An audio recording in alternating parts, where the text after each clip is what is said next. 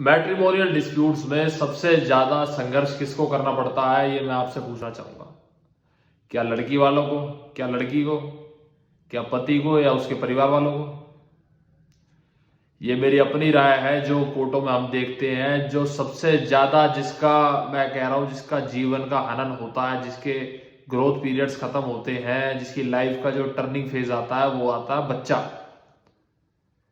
बच्चे का सबसे बड़ा इसमें नुकसान होता है। बच्चा जिसका कोई रोल ही नहीं है, जिसका उसकी कोई गलती नहीं है, वो अगला संघर्ष कर रहा है। वो देखता है कि उसकी माँ कहीं रह रही है, उसका पिता कहीं रह रहा है। वो अगर माता ही कस्टडी में अपनी, तो उसको पता ही नहीं है उसके पिताजी कहाँ है कहाँ नहीं है।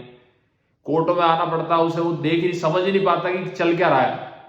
वो उसके ग्रोथ पीरियड्स होते हैं, इनिशियल डेज ऑफ लाइफ होते हैं। उसकी मेंटल हैरेसमेंट किस स्तर पे होती होगी, आप ये सोचिए। किस हद तक वो अपने आप को डरा डरा महसूस करता होगा। वो सोचता होगा कि ये क्या चल रहा है, मेरी मम्मी कहाँ है और मेरे माता पिता के बीच में क्या चल रहा है, क्या डिस्प्यूट हो रहा है। दादाजी से नहीं मिल, दादी दादा से नहीं मिल पा रहा है। अपने परिवार में, सिर्फ एक परिवार में इसमें उसका जन्म हुआ, उसमें वो रह नहीं पाता। इन पीरियड्स में, इन टाइम पीरियड में 5-5, 6-6 साल निकल जाते हैं। इतने ही वो बच्चा एक बच्चे से एक किशोर अवस्था की ओर बढ़ जाता है। क्या वो समय उसके वापसी आ सकता है?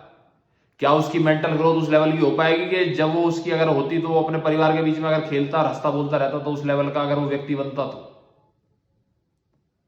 क्या हम एक ऐसी नींव रख रहे हैं कि जिसमें हम एक कमजोर युवा को हम तैयार कर रहे हैं भविष्य के लिए? इस बात को जरूर सोचें। आपके लिए तो महज ये डिवोर्स या मेंटेनेंस या 498A, ये सब पेटिशंस होंगी।